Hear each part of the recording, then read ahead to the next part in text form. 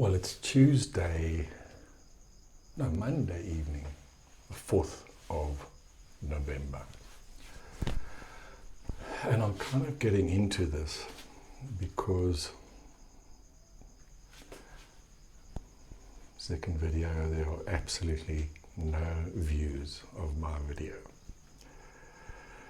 So it almost engenders a sort of safety with me because I look at some of these channels and they have fucking hundreds of thousands of views and hundreds of thousands, if not millions of subscribers, and ordinary people just telling their story. And I played squash tonight at Kempton Country Club, and before we get on to the main topic of what I want to chat about is that I love squash. I started playing when I was about 13 years old, and to me it's a wonderful game. I'm somewhat addicted, and I found out about 10 days, 2 weeks ago, that I've got osteoarthritis of my right elbow, left elbow of course, and it's just fucking sore. It's almost impossible to play, and I've played this evening, but I played doubles, and it was a very, very painful experience. And I'm supposed to be going on a doubles squash tournament to East London towards the end of the week. And in case you're wondering, I'm filming this in my little bathroom. There's a little shower over there. I'm actually sitting on the toilet at the moment. There's a basin in front of me, and I've got a glass of wine and chatting to you.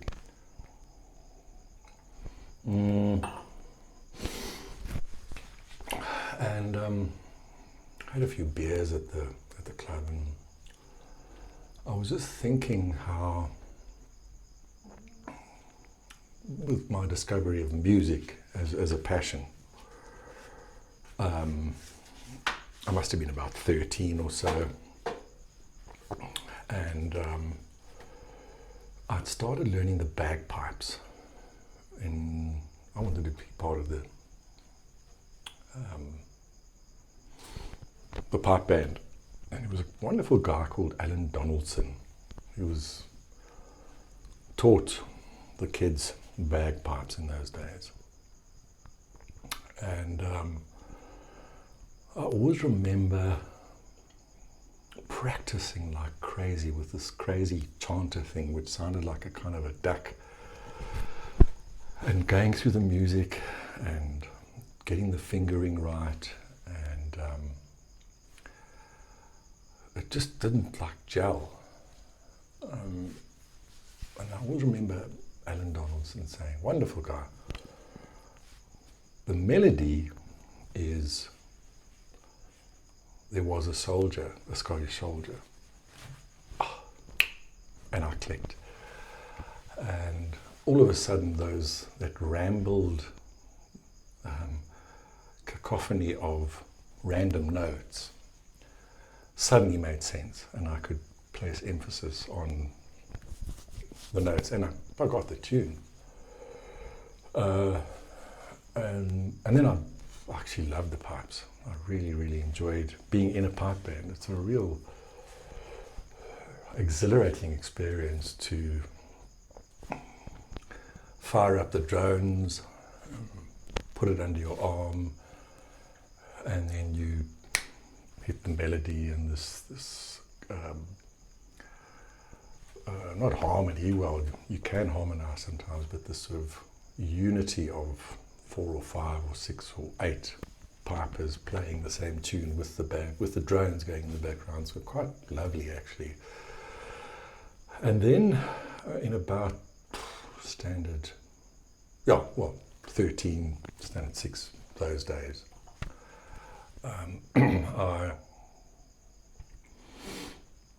we had an old piano at home which had been in the family for a generation or two.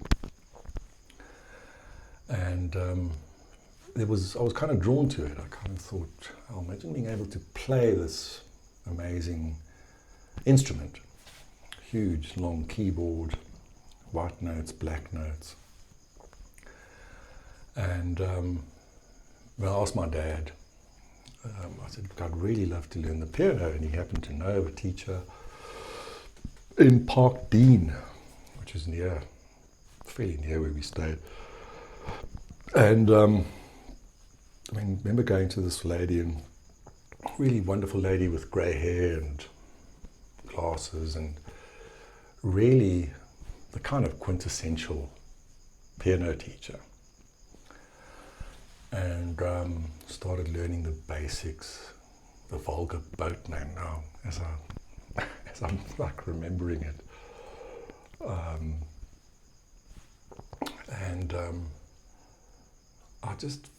It was just so amazing to have the sheet music with sort of black marks or notes, and the treble clef and the bass clef, and then to have the notes, and then you had the melody line, and then you would harmonize it with playing 2 or 3 notes as a chord, and that wonderful harmony, and then you could actually reproduce that to play a piece of music. And that really, really fascinated me. And then I remember discovering a record, one of those old vinyl records. And I can still see the cover, and I wish I could think of the guy's name that played it, but he was playing the favorite Beethoven sonatas, the Moonlight, the Appassionata, and the other one. They always played together. Probably one of his most favorite, the most favored and popular Beethoven sonatas. And then I discovered it was about that thick, a book of Beethoven piano sonatas.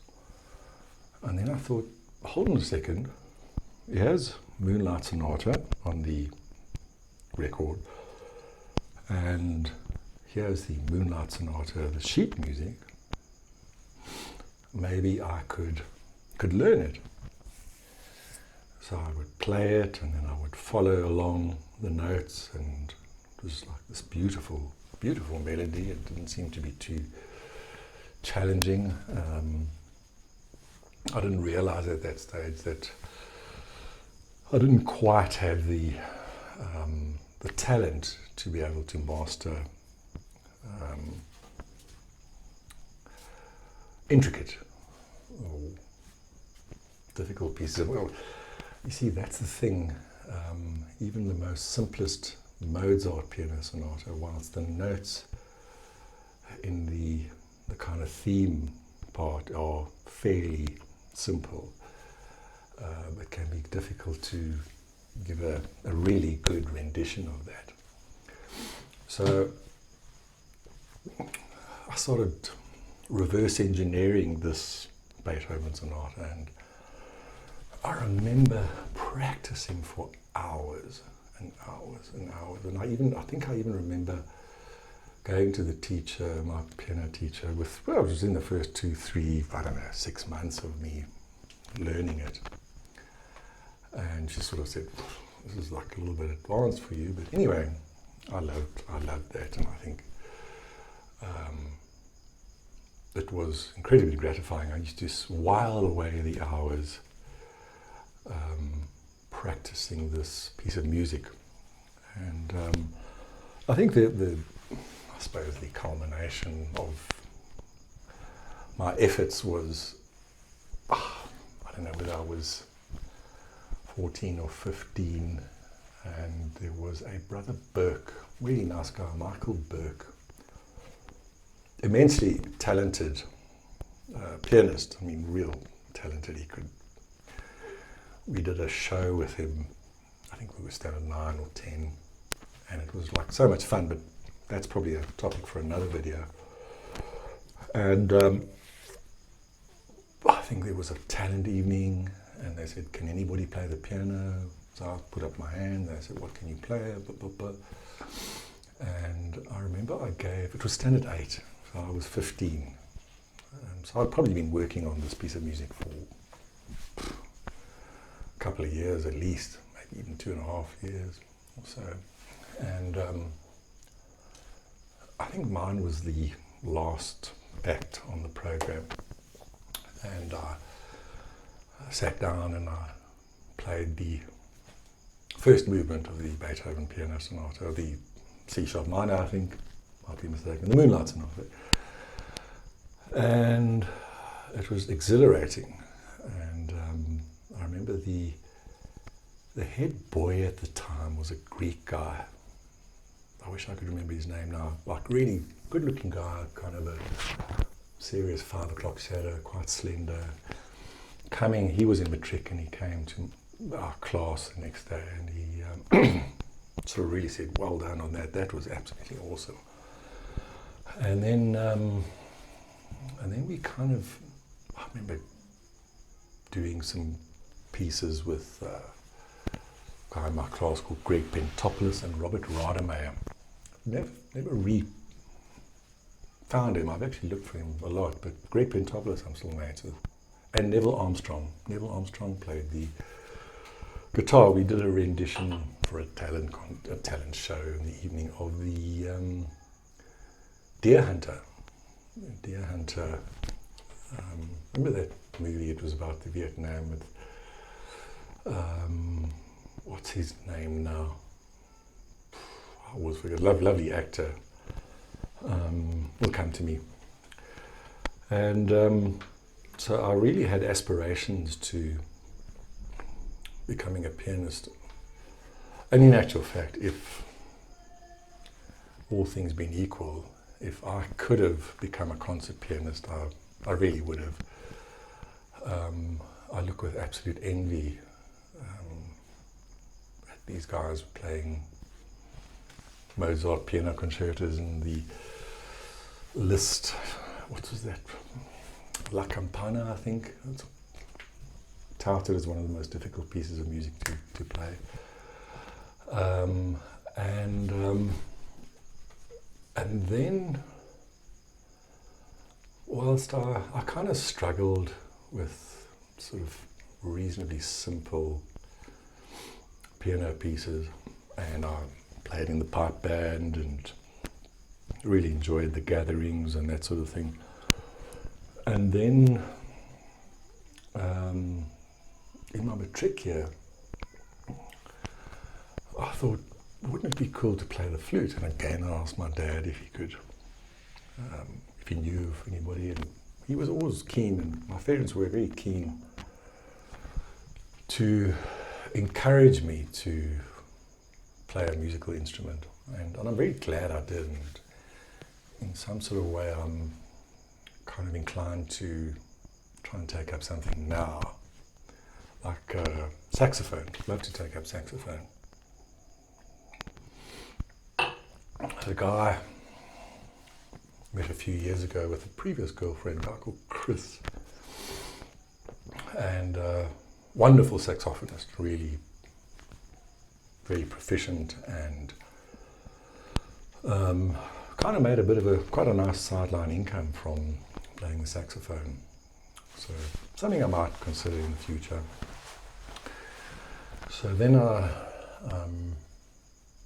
went to a woman by the name of Jenny McCowie, and she taught me flute, beginnings of flute, and also a wonderful teacher.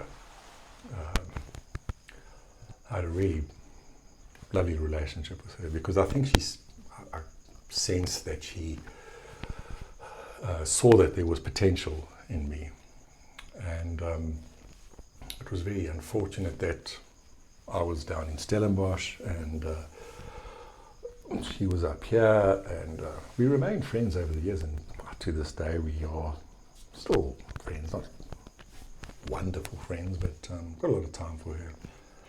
I think I fucked her off. for reasons which we'll discuss in another video. And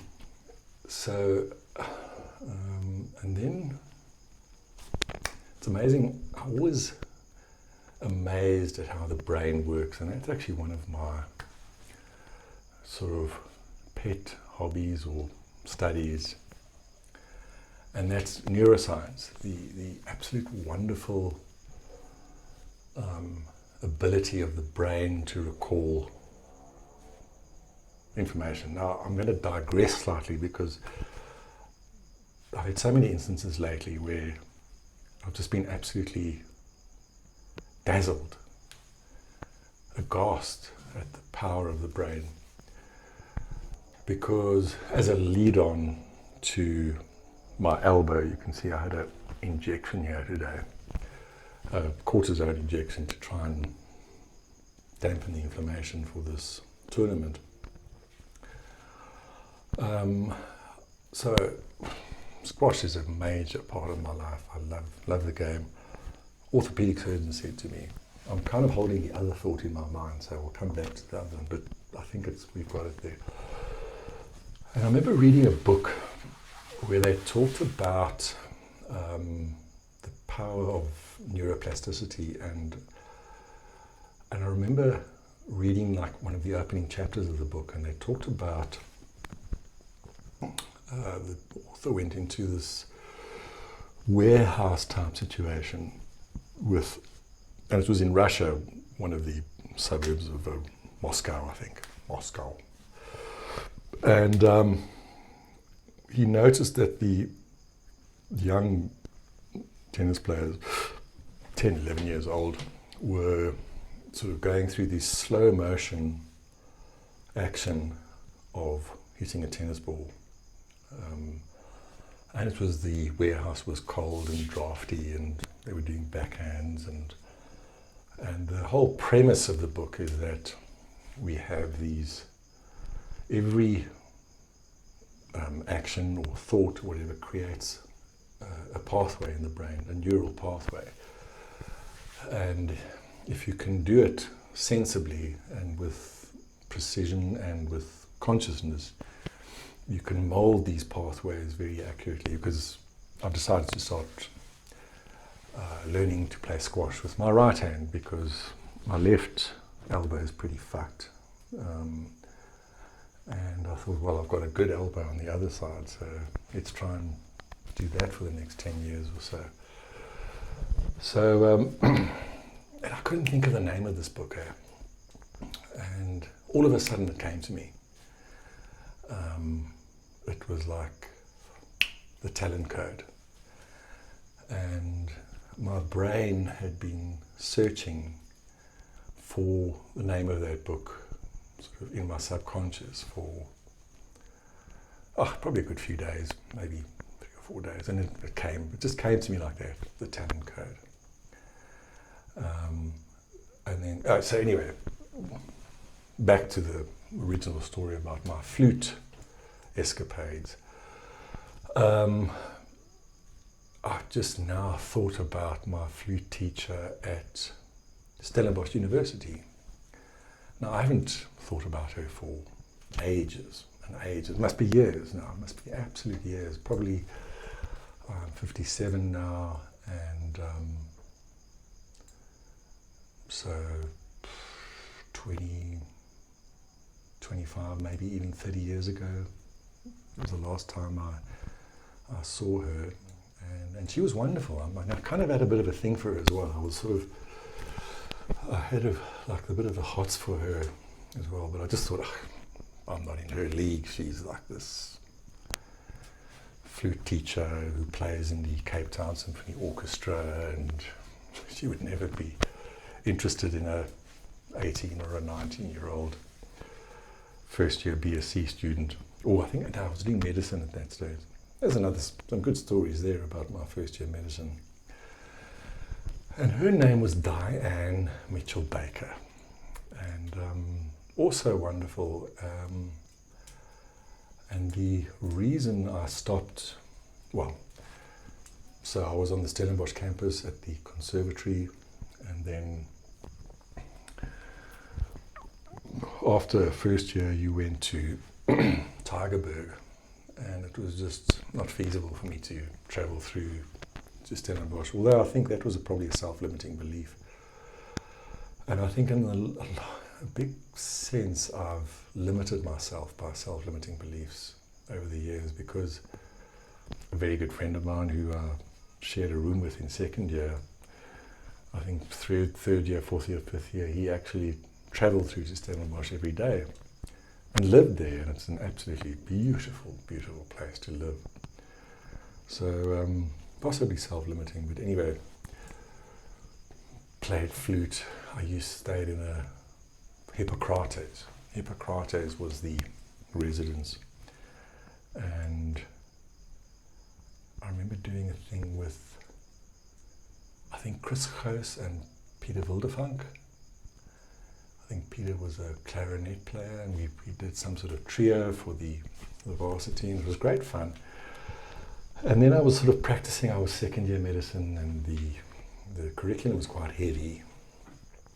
As you can imagine, there's anatomy and physiology, so there's an absolute mountain of information that you've got to put in. But I used to love practicing, and then I just got to a point where it was just, the level I wanted to play at was just required just too much practice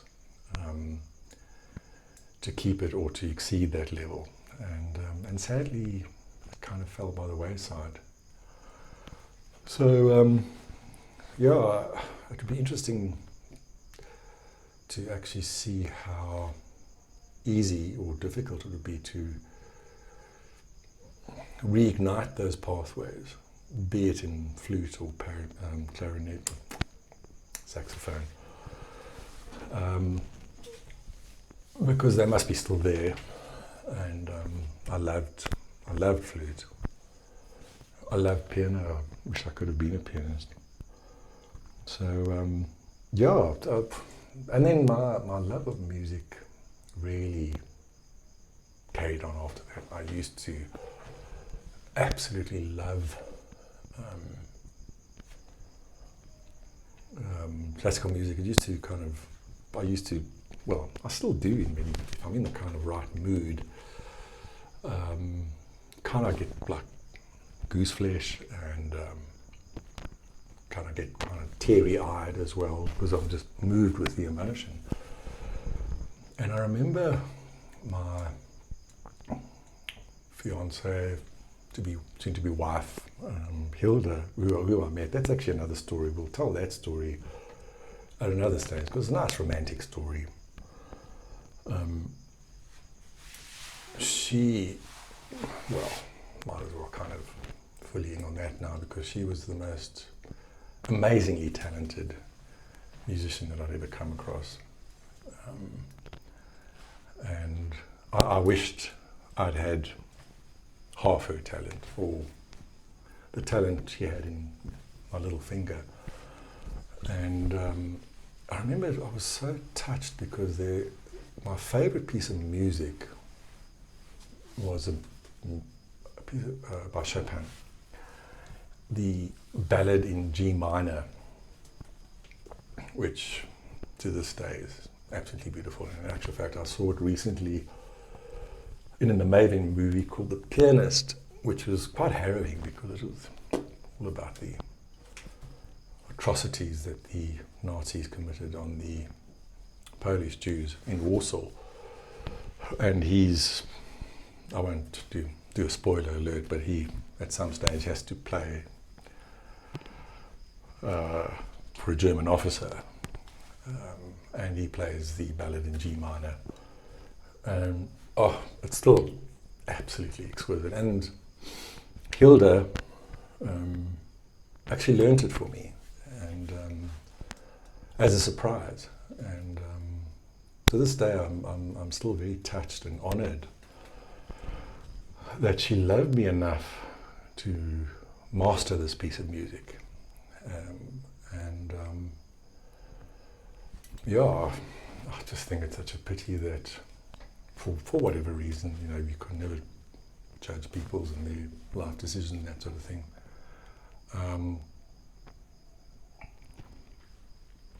that she mastered this without music, eh? And that's the thing about concert pianists, is that they learn it, eh? In their brain, there's no fucking music, eh? And she is immensely talented, and it's just such a pity that musicians can't make a living from their craft or their talent, because the competition is so incredibly keen and fierce to make it to concert pianist level. Well, I see I've been gabbing on now for about 25 minutes or so, 26 minutes almost. And this is my second video today in the bathroom, because the light's actually quite good, I think. So,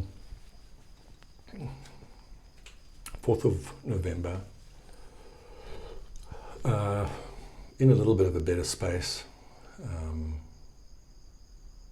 In fact, Hilda, or Bobs as I prefer to call her, posted a wonderful post on Facebook today about you can either be bitter or better, and it's up to you to deal with the cards you've been dealt, and it can either make you a worse person or it can make you a better person. And that's basically it, eh?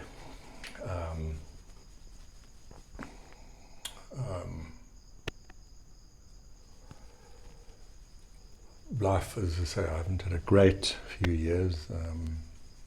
Been very unlucky, but you know, I suppose the only thing I can control is my attitude. And whilst I was enraged this morning, what can you do, eh? So yeah, I think we've kind of not exhausted this avenue. I'll probably come back to it in a later stage. But yeah, that's life, eh? Sometimes you get dealt a shit hand of cards.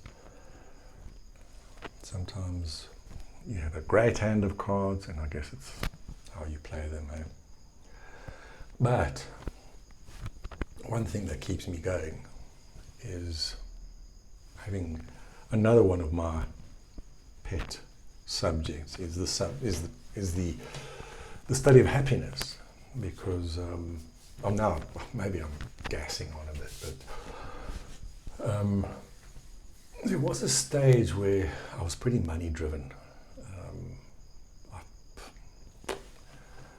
I knew it was a lucrative field, and I knew I was pretty useful with my hands, contrary to a few selected individuals who, anyway, that's also another subject for now.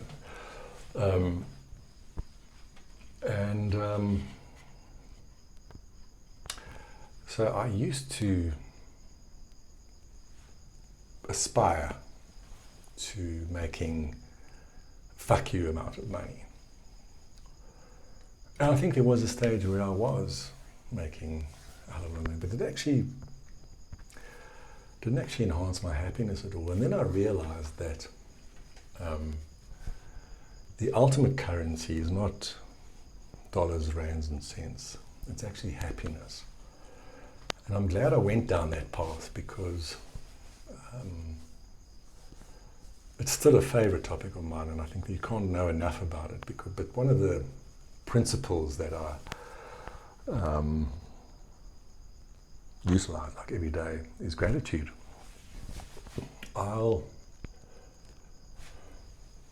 If I get up in the night and have a wee, I'll think to myself, this is like an absolute miracle that you've got the blood circulating, your kidneys are working tirelessly, you've got these complex mechanisms which I can't remember now,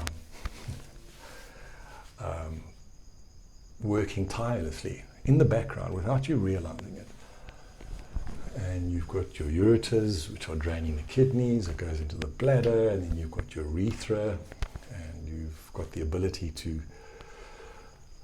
wake up when you're uncomfortable and go and take a pee. And that sort of thing, just to appreciate the miracle.